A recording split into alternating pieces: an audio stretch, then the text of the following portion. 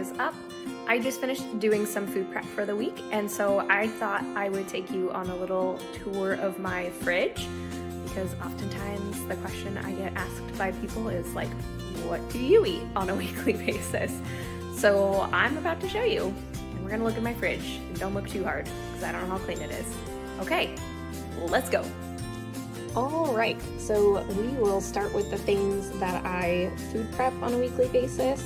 So in order to make sure that I get plenty of vegetables during the week, I like to prep those in advance because it makes things much easier.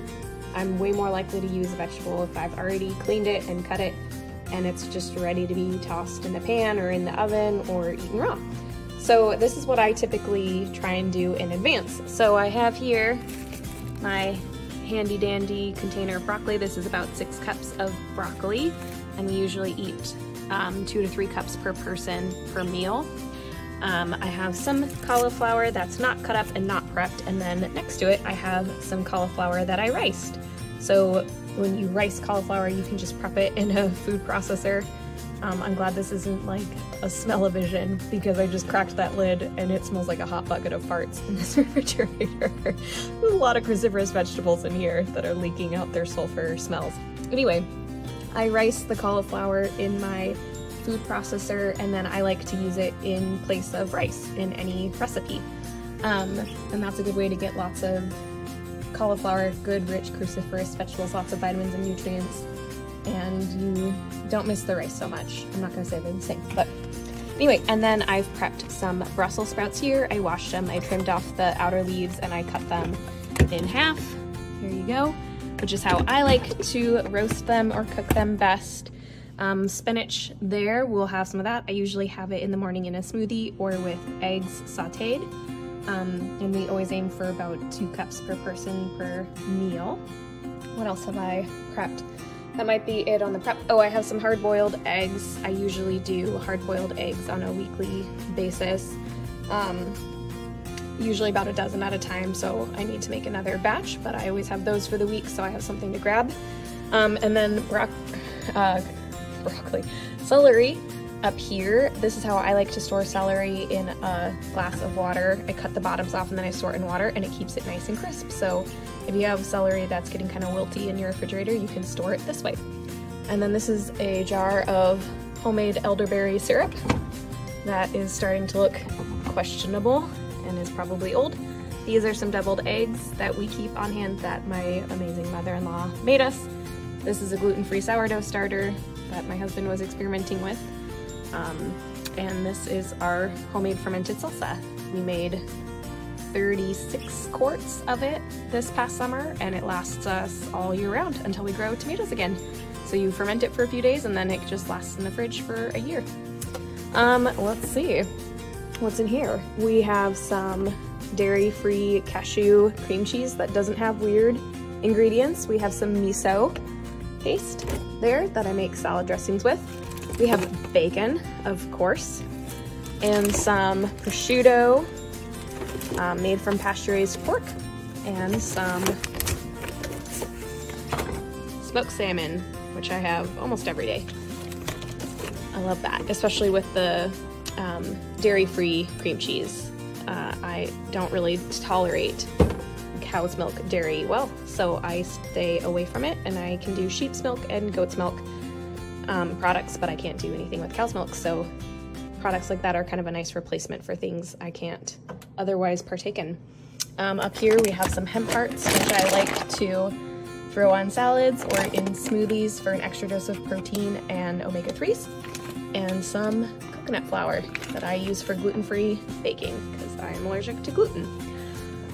We just finished a round of the keto diet, and you can look forward to hearing that episode on our podcast. So I have lots and lots and lots of nuts, which are high in fat, which is a necessary staple on the keto diet.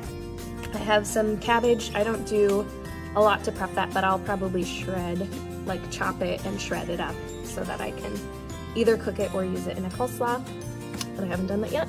Some lemon, some chopped onion, oh, no, I'm just gonna show you everything in my refrigerator. These are hamburger patties, if I can open it. that my husband made. We like to do 1 pound of ground beef with 1 pound of an organ meat blend. So the organ meat blend that we mix it with has some ground beef. It has liver, kidney, and heart mixed in. And when you mix it with the ground beef, you definitely cannot taste it at all. So we usually do that at least once a week as a way of getting organ meats into our diet.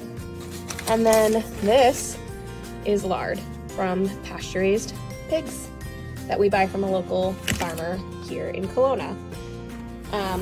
Okay, and finally on our tour, our veggie crisper, we have bell peppers that we'll eat this week, some cucumber. I love these reusable bags, reusable washable bags instead of all the plastic waste.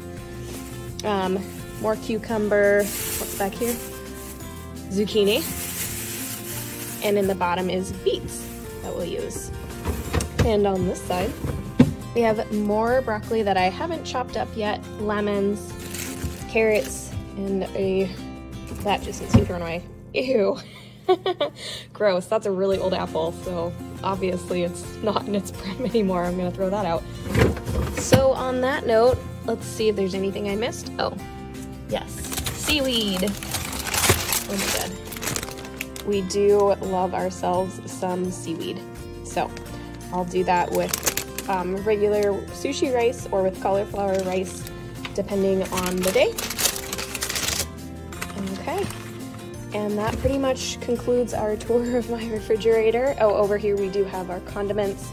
I use this coconut aminos in place of soy sauce.